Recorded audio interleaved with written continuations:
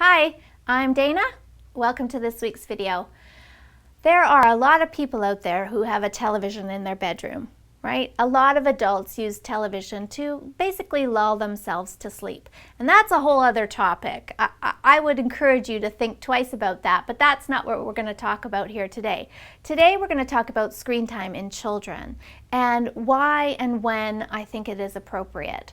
So there is just today a new study from the American Academy of Pediatricians that are suggesting that there really should be no handheld device time in children under the age of 18 months.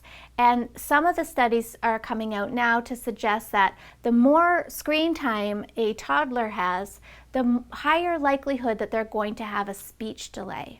So that's just some food for thought, that you really want to minimize, if at all eliminate, handheld device screen time in children under the age of 18 months.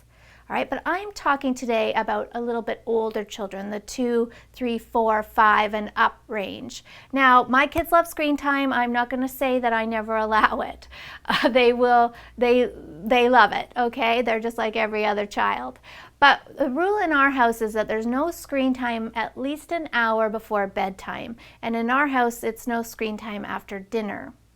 And we encourage our kids to do other things, right? Like go for a walk or play a game together or do something else that's more family focused.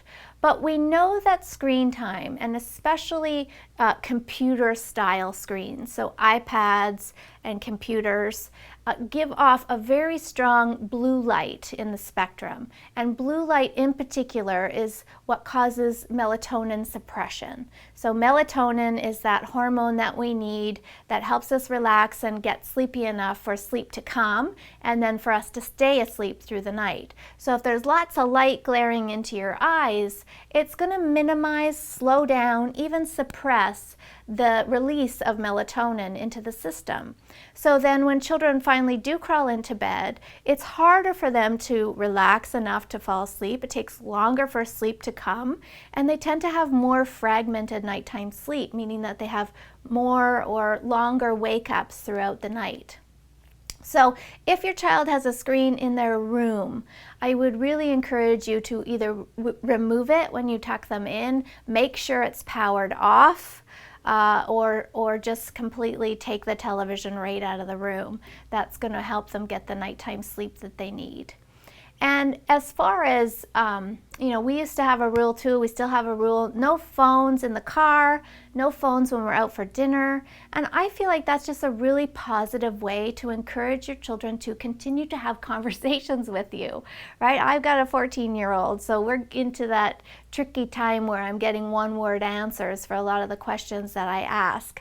But by minimizing some of the screen exposure that they have, by little rules about the car and at dinner, it just encourages them to at least think about what they could talk about, have a conversation. I find especially at family dinner time, if we go out for dinner, that's our best conversation time. We put all our phones away. I abide by the rules as well, and we just really start to think about ways in which we can get to know each other and talk about what's going on in everyone's life and really get some insight into each other as a family, which is really important.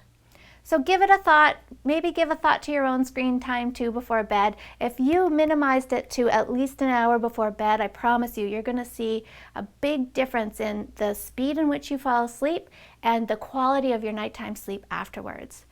Thanks so much for watching today. Sleep well.